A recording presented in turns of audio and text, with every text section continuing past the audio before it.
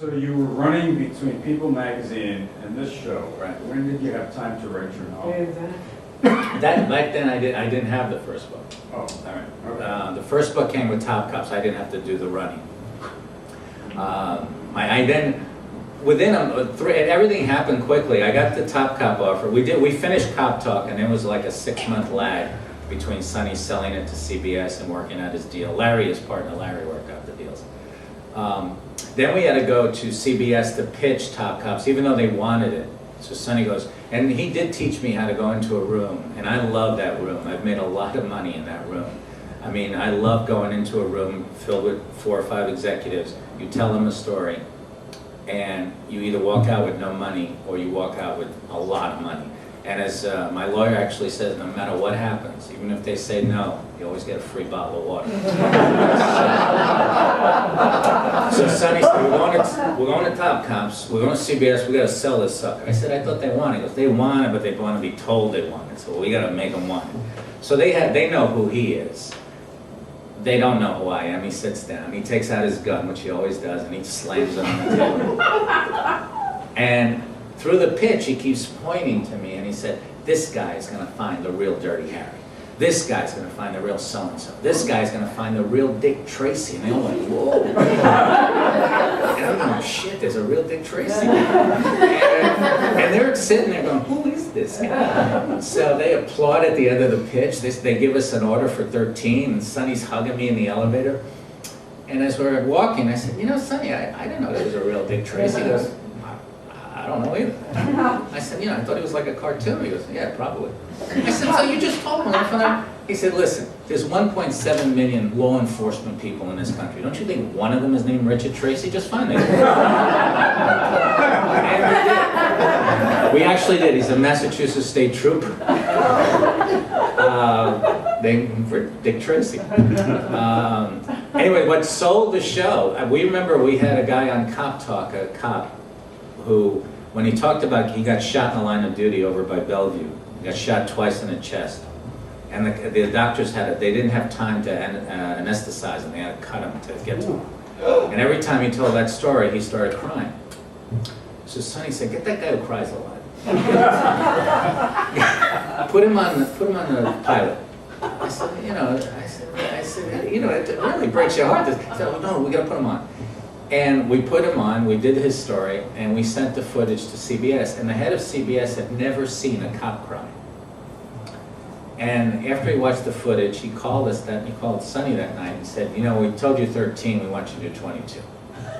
So Sonny goes, you better find any cop who cries. I don't care why he's crying. I said, Sonny, 1 is good, 2 is fake. The only cop that freaked him out, frankly, that I put on, we did 175 cops. Was the real Dirty Harry. And the way we did it was I called Edna Buchanan down in Miami, great reporter. And she had turned me on. She said the best homicide cop was in Miami is a detective named Gonzalez. So I called Detective Gonzalez. He said, I don't want to be on TV, but you guys should do Buck Griscom. It's called Plug 'em and Plan 'em was his nickname. So this sucker he's killed 12 people in the line of duty. Said, really? So I said, Sonny, I think I found the real Dirty Harry. He goes, great. They call him Plug 'em and Plan 'em Buck. He goes, great.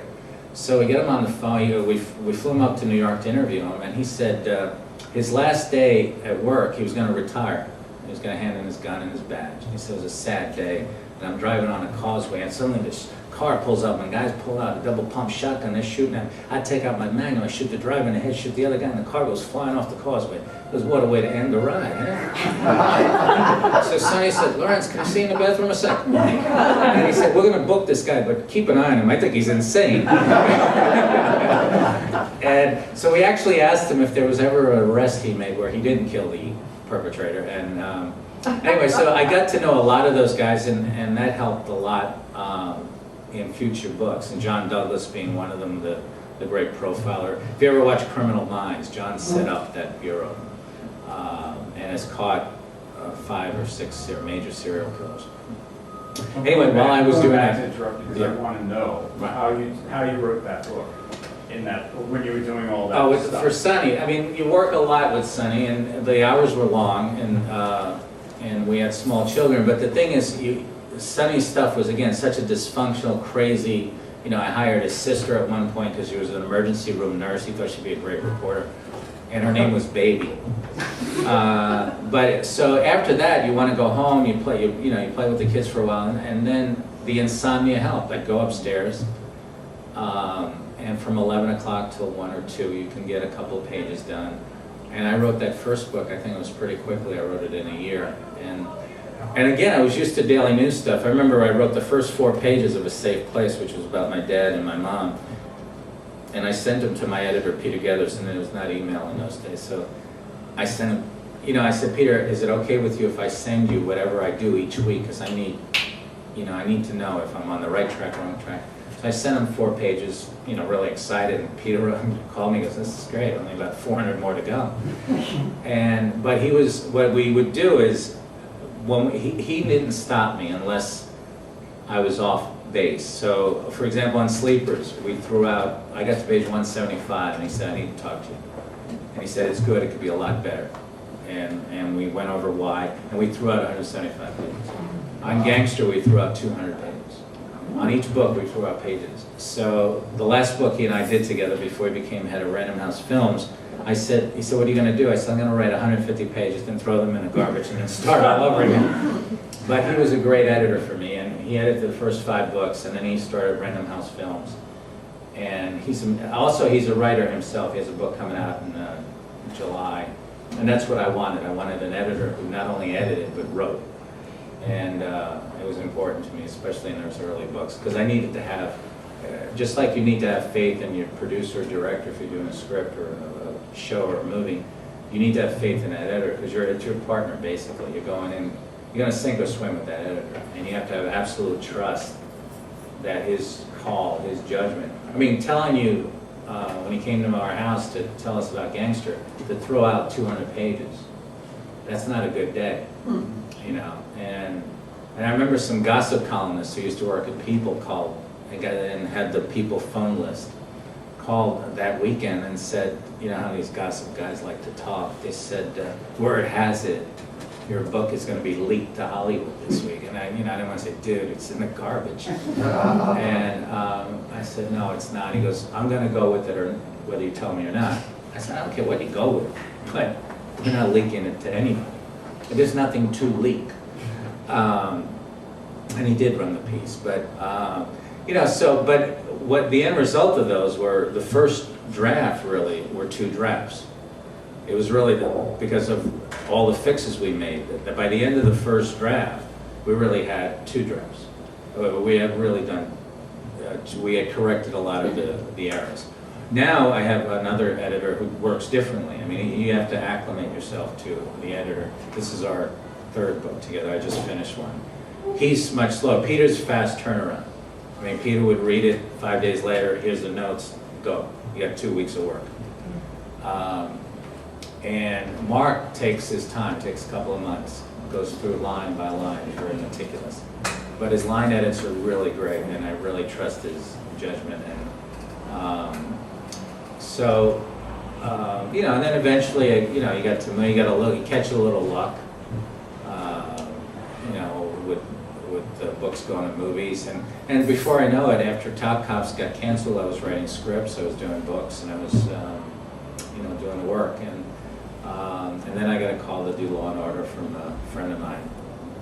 Well, actually, the reason we got together, he was not on Law and Order. I was in LA doing a show for Warner Brothers, TV show. And my agent called and said, you should meet this guy, Chernichin, who was the original showrunner for Law and Order. He's written about 100 episodes. He's probably the best Law and Order writer ever. And he said, you should meet him because he looks just like you. I said, I don't meet a guy who looks just like you. So in fact, he does look a lot like me.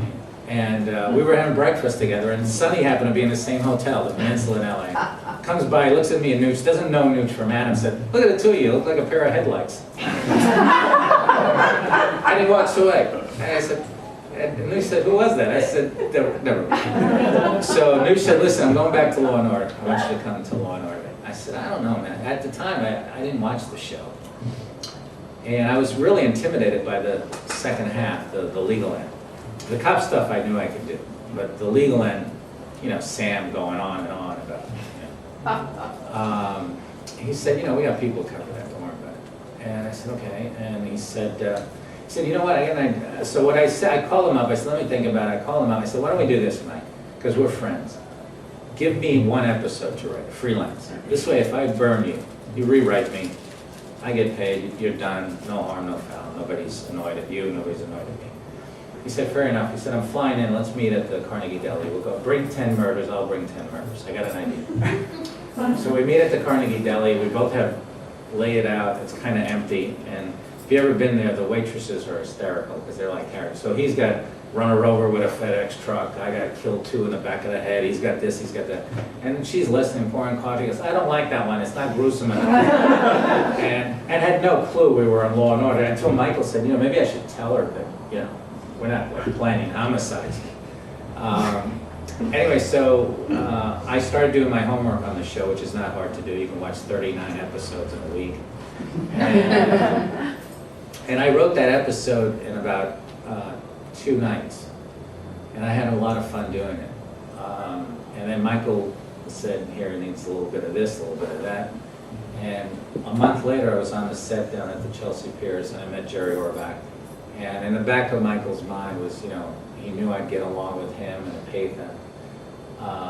In fact, I hadn't even gone on the show, but because I was listed as a writer, I was doing a segment, an episode. Someone in Patha's family had passed away, and they were asking for contributions. I had never met her, so I sent a check.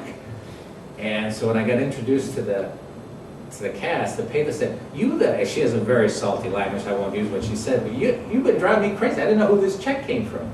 And they all went to Michael and said, we'd like him on the show. Sam was not as crazy about me as the other guys, but the cops loved me, and I had a great time. It was a great crew, it was like family. Can you take a couple of questions? Sure. People might have questions here, or you just want to keep telling these amazing stories? I know. Really? Truly? Well, then you just have to finish up with some stories. I'm sure people were going to ask you, There's a hand, there's a hand. Yeah. Yes, sir. I remember several years ago you mentioned something, you were talking about your book in Florence that you wrote. Midnight Angels, right. Yeah, and which was a terrific book. And it was inspired by the milieu of Florence. So you do work that is beyond our beloved city, but moves in different directions. And for our magazine, you wrote a moving piece about finding your mother in Italy and Michelangelo. Yeah, but I do, thank you for that, but I do know Italy. I've been fortunate enough. When I was 15, my father's big fear for me, biggest fear for me, was drugs. And not that I was attracted to it, but when I was a kid, the drug of choice in our neighborhood was heroin. But heroin was an on and nod drug. No, it wasn't really appealing to anybody. And also, I won't get a flu shot. I'm afraid of needles, so I'm not going near heroin. So he wasn't worried about that. But in the late 60s, cocaine came in. And I remember he called me in, and my father was a very direct guy. We went on the fire escape with 2 7-Ups, so I figured, he's not going to beat me up because we're on the fire escape. He said, listen, I'm just going to say this one time. If I have a choice between a drug-addicted son or a dead son, I choose the dead son. He said, I will bury you myself. We good? Yes, Dad. And so he then thought, to get me out of that atmosphere, time to go to Italy.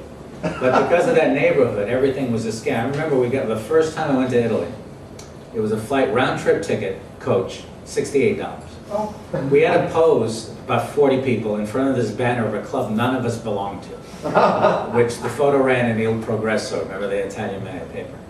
We go there, and my mother decided that for me to travel, the best way for me to travel would be with these 8 friends of hers, all of whom wore widows black and said the rosary. So I'd never been on a plane before. And it's a long flight to Italy. And there's turbulence. So if you've never been on a plane before and you feel turbulence, you're a little, curious as to what that is. And it was really rocky. So I speak Italian, I turned to this woman to my right in Italian. I said, Signora, what does that mean when a plane does that? And she put down her rosary beads and she said, it means that soon we will be with God. So I'm sitting there going, we're talking death, basically, we're gonna die. Great, and she's happy about it. Anyway, but I got to Italy and I felt that, just like I feel like I belong on the streets of 10th Avenue, that it's not foreign to me. Italy never felt foreign to me. Ischia felt like I'm from an island called Ischia off the coast of Naples. I mean, and I got to meet some really terrific people who also helped in my stories. My grandmother Maria, especially. My grandmother Maria is a great character because she had lived through the war, lost a husband, lost sons, lost a lot of people, and hated. She would never ask you your business, but never wanted to be asked her business. And we used to eat dinner together on occasion. I worked as a tour guide because my uncle was building an empire at the time. And so she would sit in front of the stone steps of St. Peter. She would never go in the church, because she said they always ask you for money if you go in. So she sat outside and fanned herself. And Via Roma is like the Park Avenue of Ischia, so all the tourists would dress up and look glamorous, and she liked looking at it. So we had just had dinner, and this guy is walking by who knows her, and he said, Maria, what'd you have for dinner? And she said, we had steak with string beans and a little salad. It was bravo. And he walked away. I said, no, we had pasta with clam sauce. She said, what does he care what we ate? But you know, one story, a story she told me that always stayed with me, in her house, she had a 2-story stone house right by the beach. And there were only 2 pictures in the entire house. With those old gilded frame, black and white. One I knew was my grandfather, her husband, who had died before, the year I was born. But the other was of this handsome young man. I said, no, who is that? And she said, that's my son John. And I had never heard of John up until then. And she said, you know how John joined the family? I said, no. And she said, well, I went to Naples to have what I thought was my last son, which was my Uncle Joe. And so the morning came for us to go back to Ischia. And the nuns were preparing the kids, the babies. And your grandfather was outside. They knew him because we'd had so many children. And he's looking, and there was one baby off to the side by himself. And my grandfather said, is he sick? To one of the nuns. And she said, no, figlio di nessuno, he's abandoned. So my grandfather said, so what happens to him? I said, well, you know, a week or 2 we'll wait, and then we'll send him to the orphanage where he'll be raised until he's 18, and then he starts his life. And he nodded. I said, can I take him? You could never do that today. And the nun said, well, you're going to have to fill out some papers, Gabriel. I said, whatever. He doesn't go ask my grandmother, doesn't have to check with anybody. He fills out the papers. And so my grandmother's getting dressed. The nuns walk in, and they're wheeling in 2 babies. She looks at her husband. He said, I'll explain on the boat. They go on the boat, he tells her, and she said, you know, none of us have favorites among children, but John was your grandfather's favorite. And at 19, he went into the Italian Navy in a submarine and got depth charged and died.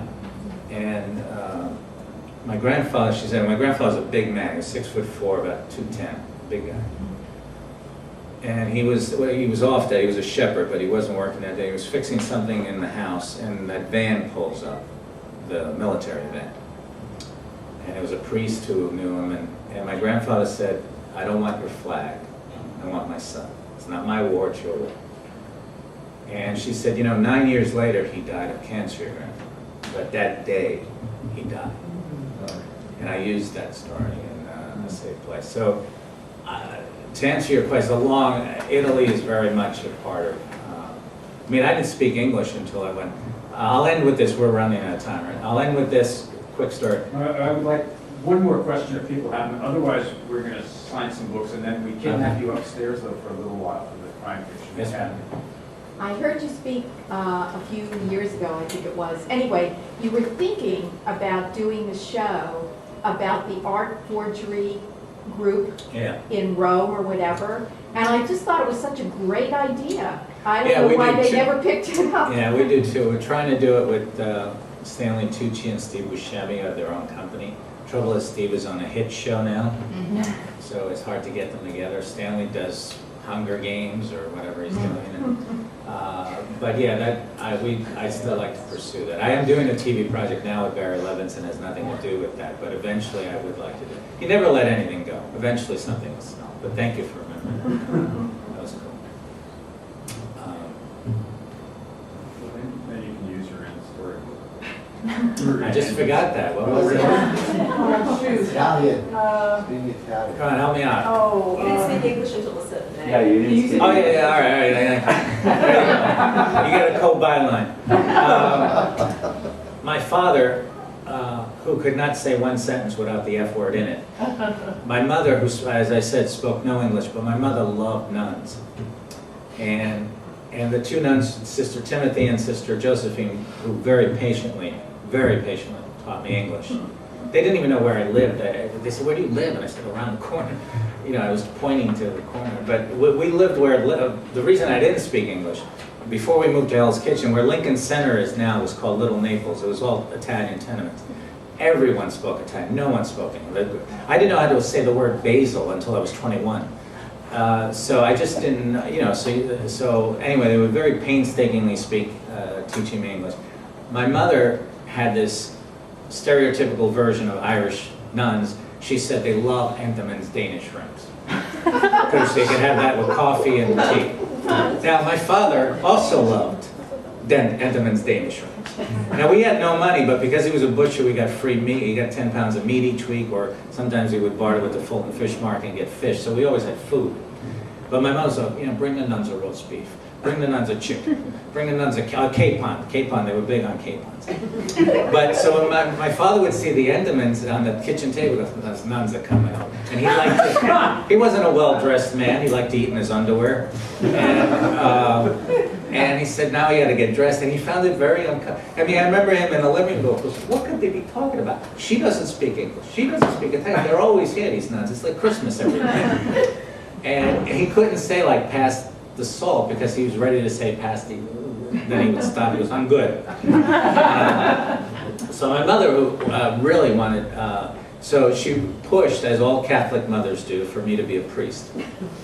And I got as high as an altar boy, as close as an altar boy. And I would serve the 5 o'clock Mass at Sacred Heart on 10th Avenue. And she would force my father, who was not a religious man at all, to come to 5 o'clock Mass on. And my father was deaf in one ear for various reasons. And like many people who are deaf in one ear or have limited hearing, when they think they're whispering, they're actually shouting. And so this will conclude with my dad.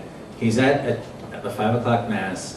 He's already pissed because he has to pay the church $2 a month tuition for me to go to school there, and $1 into the basket.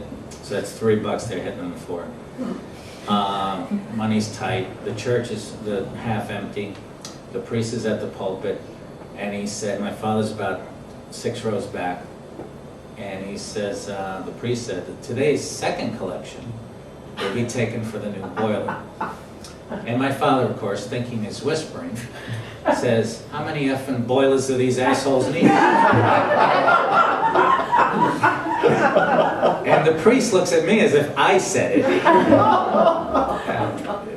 So he said, you know, we were getting out of our robes, and he said, perhaps, the priest said, your father should not come to the 5 o'clock. I said, Father, you're going to get him on Sunday at 9. Whenever I'm serving, he's in the audience. And he really had trouble with priests. He kind of got to like the nuns, but priests, because, you know, the only time that he would give the nuns this roast beef. The first roast beef he gave to the nun. He then saw her like a week later. He called every woman he met sweetheart. He hit on my mother-in-law. It was really embarrassing. Anyway, he comes up and sees the nun. He goes, hey, sweetheart, how's that roast beef? Was it good? And she kind of hemmed and hawed, and he said, was it bad? She said, no. She said, what is it? I said, well, we had to give it to the Monsignor. He goes, you didn't get to eat the roast beef? I said, no. Don't worry about it. I'll give you none. So a couple of days go by, he sees the Monsignor. He does not call him Monsignor when he sees him. And basically said, the next roast beef is going to the nun. If I hear otherwise, I'm going to come see you. And again, they look to me, it's like, what are we, Butch and Sundance? It's not me. You know, it's him you gotta deal with. So yes, it's a warped way to become a writer, but it's the only way I had. Anyway, thank you for listening.